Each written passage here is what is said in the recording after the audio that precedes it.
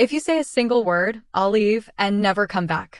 Alice stood in the kitchen doorway, clutching a napkin like it was a weapon. Her fingers trembled. At the table sat her daughter, 27-year-old Kate, pale, lips pressed tight. The air smelled of roast chicken, rosemary, and something bitter, as if the room itself were exhaling resentment. "Mom," Kate finally choked out, "I don't want to fight. I just what?" Alice cut in. "Just destroyed everything I believed in? Just betrayed me?" Kate looked away. Her eyes held guilt, but also defiance. That same stubbornness Alice had recognized since childhood, the time Kate fell off her bike and refused to cry, the time she ran away for 3 days at 15 because she disagreed with a curfew. Now that stubbornness had pierced straight through Alice's heart. Alice slowly lowered herself into the chair across from her daughter. There were no tears in her eyes, only pain. Deep, rusted pain, like an old wound ripped open again. "You have no idea how much this hurts," she whispered. "Not because you chose him, but because you didn't tell me. Not a word. For a whole year, you stayed silent." Kate clenched her fists beneath the table. "I was afraid." "Afraid now?" Alice gave a bitter laugh. "Too late. You've already made your choice." Outside, twilight thickened. On the kitchen table, plates sat cooling under foil, dinner Alice had spent a week preparing. A birthday meal, for her husband. For Mark. He would have turned 65 today. But Mark was gone. And this wasn't a farewell. Not a memorial. This was the beginning of a war. Alice had always been proud of her family. Even through hard times, and there had been many, she believed one thing above all: as long as you had your loved ones close, you'd be okay. Mark had been her anchor. Steady, wise, with a quiet strength that never needed words. He knew how to listen, especially to Kate. When she first brought a boyfriend home, it was Mark who'd said, "All that matters is that you're happy." Alice had scoffed, but she'd relented. Now that boyfriend David sat at her table, in her home, on the very day they should have honored Mark's memory. And he hadn't come empty-handed. He'd brought documents. Legal ones. Official. Stamped and signed. Alice only found out yesterday by accident. A neighbor saw Kate and David leaving a lawyer's office. The same lawyer handling Mark's estate. "You sold the house?" Alice had asked over the phone, her voice barely hers. Kate hesitated. "Not exactly, but we thought it'd be easier for you. You said yourself you were tired of maintaining all this." That word struck like a slap. Their suburban home, with its garden, porch, and hammock under the oak, had been their dream. They'd bought it 30 years ago when Alice quit her job to have Kate. It was where Mark taught his daughter to ride a bike. Where Alice first saw him cry at his father's funeral. Where they'd grown old together. And now Kate, without Alice's knowledge, without her consent, had decided she was tired. That she'd be better off elsewhere. "You thought I wouldn't notice?" Alice asked, staring straight into her daughter's eyes. "You thought I'd just go to my room and not see you selling my life out from under me?" Kate shot up from her chair. "I didn't want to hurt you. I thought I was doing this for you." "For me?" Alice laughed, short, jagged. "You didn't even ask what I wanted. You walked in here like you owned it. With your husband. With papers. And you expected me to say thank you." "Mom, calm down. Don't call me that." Alice stood, her voice breaking. "Not until you understand what respect means. Don't you dare call me that." The silence that followed was heavier than any scream. The house was quiet. Too quiet. No clinking dishes, no TV hum, no laughter. Mark used to play jazz on the kitchen radio, Ella Fitzgerald, Louis Armstrong. Alice would complain the music distracted her from cooking, but secretly she'd hum along. Now only the ticking of the clock in the living room. And the echo of footsteps upstairs. Kate had gone to the guest room. David remained in the living room, as if waiting for the right moment to talk like adults. Alice knew what that meant. He'd start gently, kindly. "We want you to be comfortable. We found a perfect apartment, close to the medical center." She didn't need their care. She needed her family. But family wasn't documents or walls. It was trust. And that was gone. Alice went upstairs to the bedroom. In the closet hung Mark's old blazer. She pulled it out, pressed it to her face. It still smelled of wood, old soap, and him. His favorite cologne, saved for special occasions. "What would you do?" She whispered into the emptiness. She knew the answer. Mark would have listened first. Then he'd talk to Kate, not David. He'd say, "She's your mother. Her pain is your pain. But Mark was gone. And Alice was alone against her daughter's decision, now a betrayal. The next morning, David politely suggested they all sit down and go over the details. He spread a floor plan across the kitchen table, a bright, modern apartment with panoramic windows. Everything made sense. Everything was convenient. Every drawer in its place. "This will be better for you, Mrs. Thornton," he said, smiling. "Fewer stairs, an elevator, a doorman. You'll be able to rest more." Alice looked at her daughter. Kate sat beside him, eyes downcast, like a child caught stealing cookies. "And what's wrong with this place?" Alice asked. "Mom, the house is old. The roof leaks.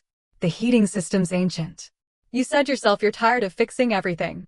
"I wasn't fixing the house," Alice said. "I was mending memories. Every creak in the floorboards is your father's footsteps. Every stain on the wallpaper is from when you first painted with watercolors. Do you remember?" Kate nodded, but didn't lift her eyes. "I remember," she said softly. "But time moves on. We can't live in the past." "And you think this is the past?" Alice stood. "This is my life. And you don't get to decide when it ends." "I'm not ending it." Kate finally looked up. "I want you to be safe. I don't want you struggling alone." "And who asked if I wanted safety without my home?" Alice felt a lump rise in her throat. "I'm not asking you to carry me. I'm asking you to respect my choice. Let me stay here. With him." She pointed to Mark's portrait on the wall, a photo of them on the beach, laughing, wind tousling teenage Kate's hair. David frowned. "Mrs. Thornton, you don't understand. We've already put down a deposit on the apartment. The contract is nearly signed. The house is jointly owned, you know that. After Mark's passing." "After Mark's passing, his share went to you?" Alice turned sharply to her daughter. "Is that true?" Kate nodded. "Dad arranged it that way, just in case." "In case of what?" Alice felt the ground slipping beneath her. "Did he think I couldn't manage? That I needed a guardian?" "No." Kate jumped up. "He thought we'd take care of each other.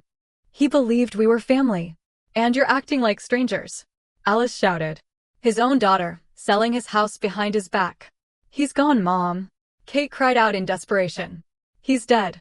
And you still talk to him. You sleep in his shirts. You're not living, you're existing in a museum." Alice froze. Each word was a needle in her heart. But there was no malice in Kate's eyes, only fear. Fear of losing her mother twice. "I'm not in a museum," Alice said quietly. "I'm in the home where he loved me. Where you were a child. Where we were together." She walked to the window. Outside, their garden. Mark had planted the apple tree the year Kate started school. It still bore fruit, crooked, sour apples no one ate, but that Alice gathered every fall to make jam. "Leave," she said, not turning around. "Before I say something I'll regret." Alice didn't sleep that night. She sat on the porch, wrapped in a blanket, listening to the rustle of leaves. Remembering. She and Mark had bought this house when they barely had enough for the down payment. He worked in a clock repair shop then. Alice was an accountant at a small firm. They ate mac and cheese, but laughed until they cried the day toddler Kate first said, "Dada." Mark had said, "That's the best sound in the world." Now it was all being erased for comfort. For safety. To tuck an old woman away from unnecessary burdens. But was that care? Or just convenience? In the morning, the phone rang. Alice didn't plan to answer until she saw the name, Mrs. Harper, her neighbor. "Alice?" The voice trembled. "I saw Kate and David leave yesterday. Are they still selling the house?" "Yes," Alice said curtly. "I'm sorry to meddle, but you should know. David, he's in debt. His business is failing. I overheard him on the phone in their yard. He said, if we sell the old lady's house, we'll get at least $500,000. Alice gripped the phone so hard her knuckles turned white. "Thank you, Doris," she whispered. Now it all made sense. Not care. Not safety. Money. Kate came back that evening alone. Without David. Her eyes were tired, lost. "Mom," she began, stepping into the kitchen. "Did you know?" Alice cut in. Kate froze. "Know what?" "About his debts.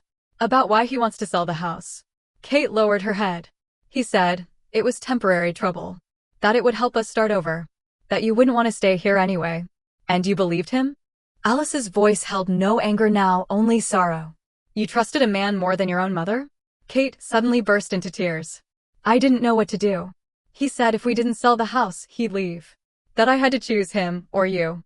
"And you chose him," Alice said quietly. No. Kate rushed to her. I chose what I believed.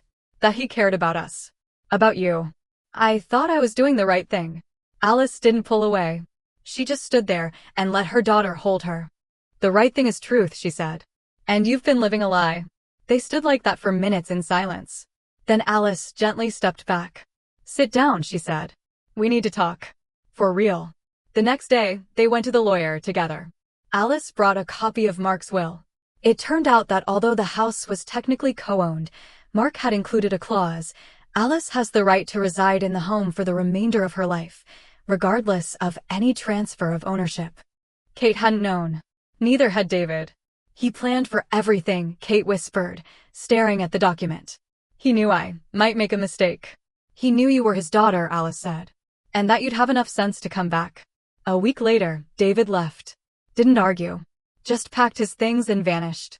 Kate stayed. Moved temporarily into the guest room. Helped Alice around the house. Taught her to use her new smartphone.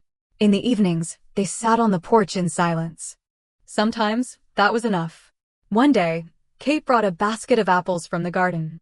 Let's make jam like we used to, she asked. Alice nodded. They stood in the kitchen, slicing apples, mixing sugar, waiting for the jam to boil. The air filled with cinnamon and memory.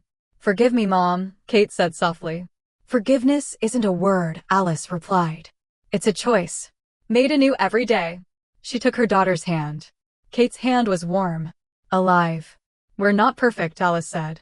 But we're family. And that's enough. Outside, the sunset gilded the sky. Inside, jazz played again, Ella Fitzgerald singing Summertime. And for the first time in a long while, Alice felt Mark near, not in the walls, not in the objects, but in the quiet between her and her daughter, now full of love once more.